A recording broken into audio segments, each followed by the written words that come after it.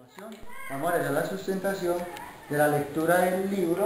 en lo que tiene que ver con la primera unidad del curso de Cátedra de Estudios Afrocolombianos, que está compuesto por 3 capítulos y cada capítulo tiene entre 3 y 5 documentos para su análisis. Nos encontramos con el capítulo 1, que es aquel que tiene que ver con algunas normatividades y la Constitución Política de Colombia, donde nos habla que Colombia es un país pluriétnico y multicultural, compuesto por 5 etnias: los mestizos, los afrocolombianos, los indígenas, los raizales y palenqueros y el pueblo rum o gitano. Los artículos que más recalcan sobre los derechos de ellos son el artículo 10, el artículo 7, el 55, el 68 y el 70, que tienen que ver con toda la reivindicación de estos grupos étnicos. Fuera de eso, nos hablan de nosotros de algunos conceptos claves para iniciar este curso, como lo es la etnoeducación, que es aquella valoración de las culturas, de compartir los conocimientos de tanto indígenas, afrodescendientes, el pueblo rum gitano o estas etnias que comprenden a nosotros. Es vivir inmersos en la diferencia, respetando las creencias, las tradiciones y la cultura general de los demás y aprendiendo de cada una de ellas mediante el fortalecimiento de todo lo que ellas nos puedan enseñar. También nos hablan del término afro, que se utiliza como sinónimo de negro, es decir, que tiene sus raíces en África. El término afrodescendiente, que son aquellos que descienden de los africanos y que conservan varias cosas de su cultura,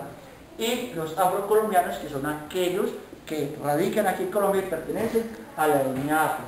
Además, nos hablan de la evangelización que se realizó aquí en América cuando los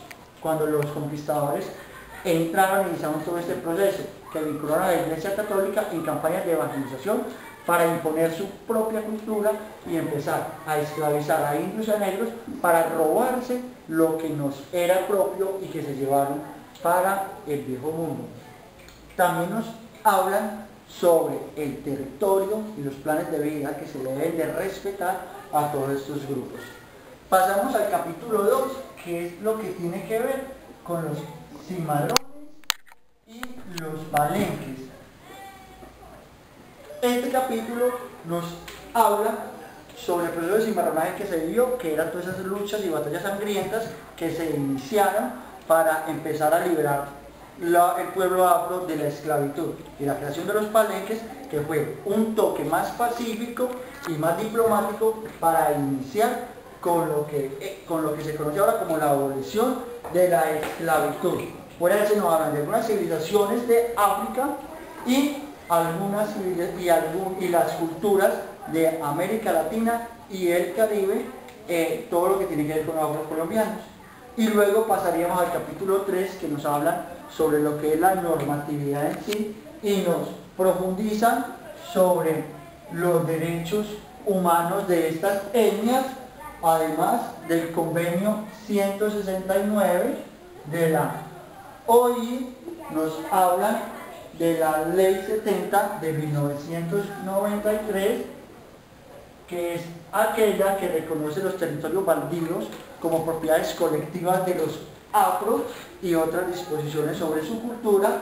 Fuera de eso, el decreto 2249, que es aquel que nos habla sobre la comisión pedagógica que se implementa o se crea para que se luche y se trabaje de la mano con el gobierno para hacer cumplir todos los derechos de los indígenas. Y cómo no hablar del decreto 1122, que es aquel donde se le da obligatoriedad a la Cátedra de Estudios Afrocolombianos, la cual debe ir articulada a todos los proyectos educativos institucionales de las instituciones educativas en Colombia, en todos los niveles de la básica, primaria, secundaria y media, y que el docente, mediante capacitaciones que le brinden los superiores, debe estar impartiendo a todos los estudiantes. Es así como hacemos este recorrido de la Cátedra de Estudios Afrocolombianos en su unidad 1. Conceptos, historia y parte jurídica. Muchas gracias.